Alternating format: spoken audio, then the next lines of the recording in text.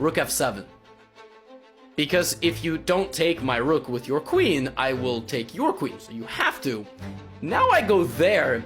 Remember those 2 pawns? Yeah, well, your king can't escape, so I have to block, and now it's just beautiful move. d7. This happens sometimes with rooks like this or queens like this, where you attack and protect at the same time. He protect, he attack, but most importantly, he eats snack. And now the queen's hanging, and this queen is defended, so black has to go king f7. Black could also theoretically take and allow a new queen and go king f7, but now we have this, this, queen b7, rook e7, pawn to c6. Look at that. He offers another queen for sacrifice. That's a promotion and the sacrifice of a new queen, because both of these pieces cannot protect the promotion of the pawn. If I asked you in this position what is white's biggest asset, if you said the queen, you would be naive. It's not the queen, because a queen cannot win a battle against these 3 pieces. It's the pawn. The pawn is the difference maker, ultimately. And by the way, that's the pawn that he pushed originally. Now, of course, black doesn't take. Black plays e4. The idea of e4 is that you want to bring your bishop to stop the pawn from moving forward. But white is just going to push again, right? So now we have e3. And in this position, it's actually kind of funny.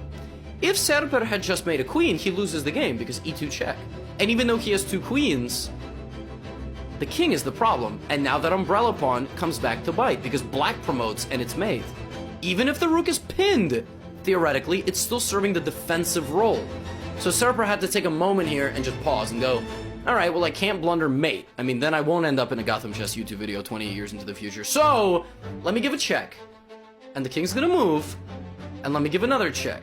And think, and now he sacrifices his next queen. And ladies and gentlemen, the 3rd queen appears for white.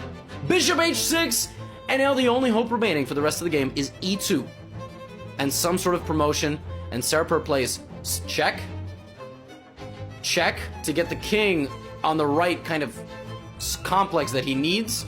So the king goes to d8, we have check again, and he doesn't go for this, and he doesn't go for this, and he doesn't go for this. He goes for the meat of the position, and he hits both pieces. And here we have pawn to e2 check. One last desperate attempt. Which pawn do you take, ladies and gentlemen? 50-50 chance. Serper played this king capture. And here we have bishop to e3, a nice little trick to try to deflect the king away. And you still can't take. But the final move of the game, the king returns to its rightful home. Serper knew that it was game over, so he played king to e1, and Nikolaitis resigned.